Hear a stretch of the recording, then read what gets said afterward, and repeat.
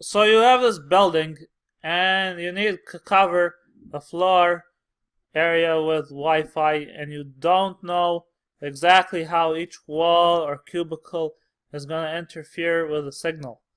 And you can't just install APs and hope for the best. You have to plan this out very carefully. And what do you do? Well, you can watch a video on the air magnet that shows you exactly how to do that. But in the meantime, it's very simple, really.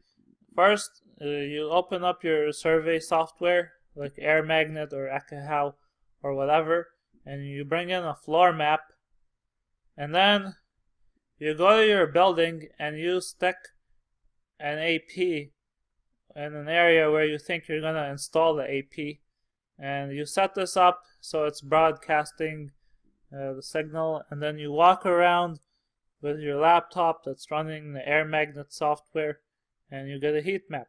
So now you have a coverage area for that building.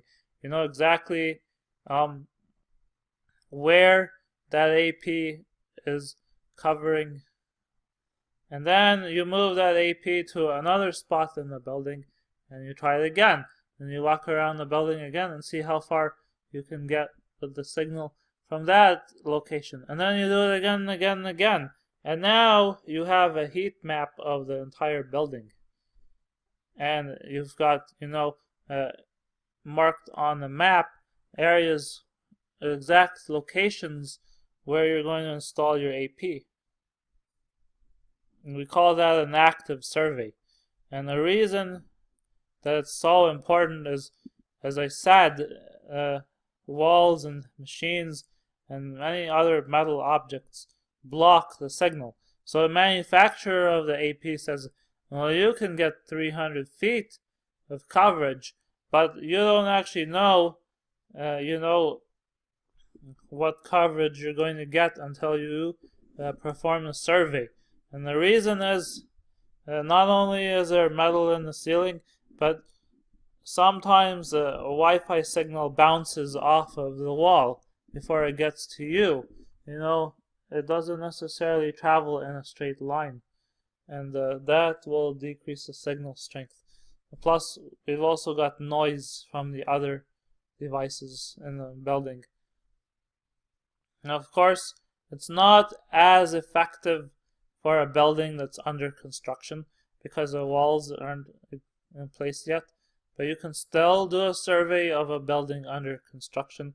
You do have to coordinate again with a contractor and with the architect to plan this out.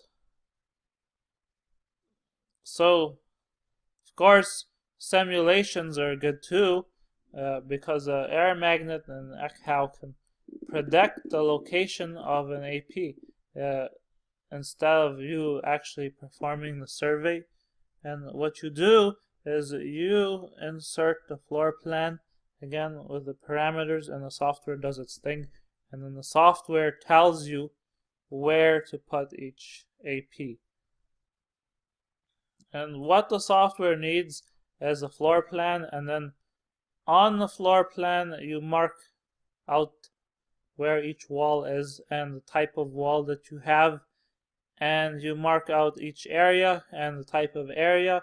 Is it an office, cubicle, a warehouse? And you give the software, ideas about restrictions where you can't install APs, like we talked about earlier.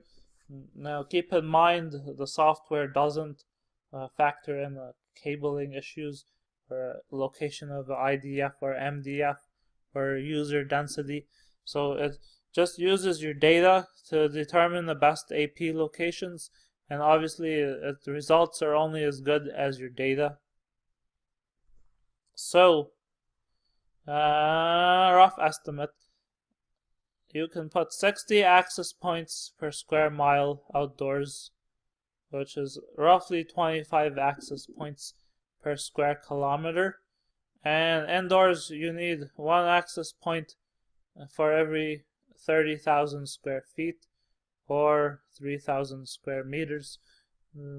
These are are terrible rough estimates, by the way.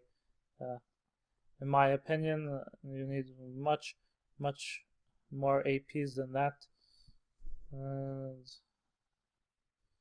And yeah, so we've talked about this, and there's more advanced things to consider. Right now, we're just assuming that covering the area with a good signal is the only constraint here, and so we haven't talked about, a situation where we've got 200 people in an auditorium and they all need coverage and they all are watching videos, or redundancy, or ability to increase your capacity later. So here's a question. You have this hotel, Hampton Inn, and you need to install Wi-Fi, and it's still under construction. So you can't walk around in the hotel and do a site survey, but they've already built like 100 of these hotels, and they all have Wi-Fi. So the next hotel that they build is gonna look pretty similar to the ones they already built in terms of layout and floors, and it's gonna be almost the same. And I want to say almost the same, I don't say identical, because if they built this hotel in Alaska where it's freezing cold, they're gonna use a little bit different material than, say, if they built one in Phoenix, if the contractor cut corners or whatever. So there are gonna be a little bits of differences, and two, they might improve on the design of their hotel in the future. So be careful. But similar data, is almost very accurate, in buildings where they reuse the design, like a hotel chain, a gas station, a large retail store. So if you're deploying Wi-Fi across many buildings, you can pilot it in one building and then carry it out to the next and the next and the next. And of course, like an office building, a hotel, a hospital, this is also good because office buildings, even though they're not exactly the same, they're pretty similar in terms of their structure from one office building to the next, like a long hallway with rooms or whatever. So requirements are pretty similar.